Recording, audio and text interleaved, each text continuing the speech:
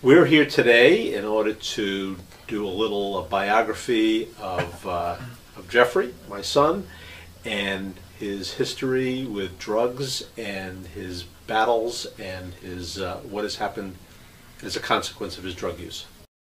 We'll talk about Jeffrey's as the consequence of his drug use. Then we'll go back to before. Is that Jeffrey became extremely deathly ill as a consequence of his drug use, which, to really summarize, he had 2 heart surgeries replacing heart valves twice.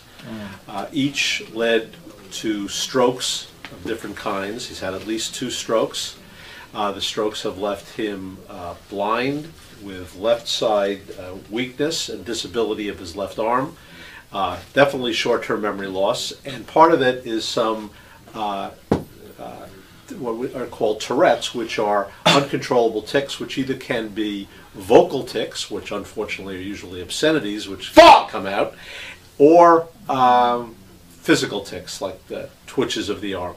But he's working on controlling them. Jeffrey was adopted in October of 1985 as a newborn.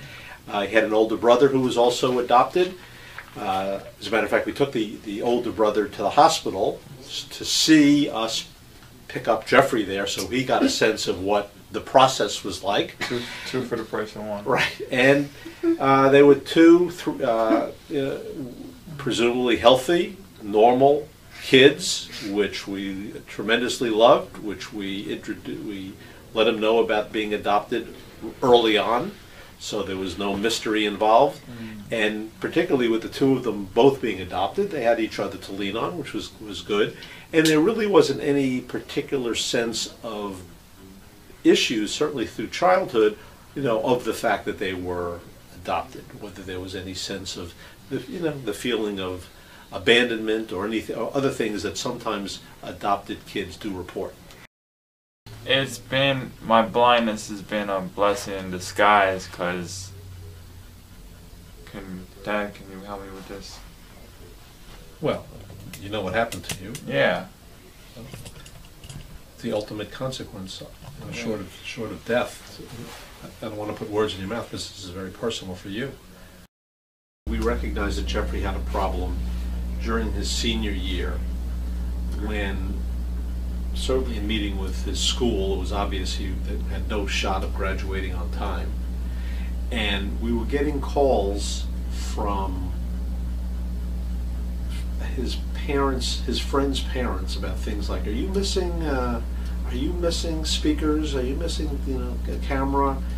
And we're hearing stories about how he was trying to, I guess, to sell weed out there, and wasn't doing a very good job at it, promising and not delivering. And there was some real, that he was getting, physical threats from people. That made us, and we knew that he was, certainly using himself. So we knew a combination of all those things, that there was some real issues. Yeah, if I'm talking to a parent who's suffering, I would, number one, let them know that their child still loves them. That what the problem with the behavior is the disease, which is the drugs. Learn about the disease, but realize they're fighting this terrible disease. Inside, they're still the same person, but it's going to take a while. It's important, I think, to participate in a 12-step support group of some sort that is a parent-focused group, because there are tens of thousands of people that are suffering along with you. Sometimes you feel very alone as a family member, that nobody else is going to understand. There are plenty of people that will understand and give you a lot of support and a lot of guidance. There are ways to deal with the mental stress and the pain of having a family member that is suffering from addiction. Your addict is not going to get better unless they want to. So you can force them. If they're not ready, willing, and able to get help, it's not going to work.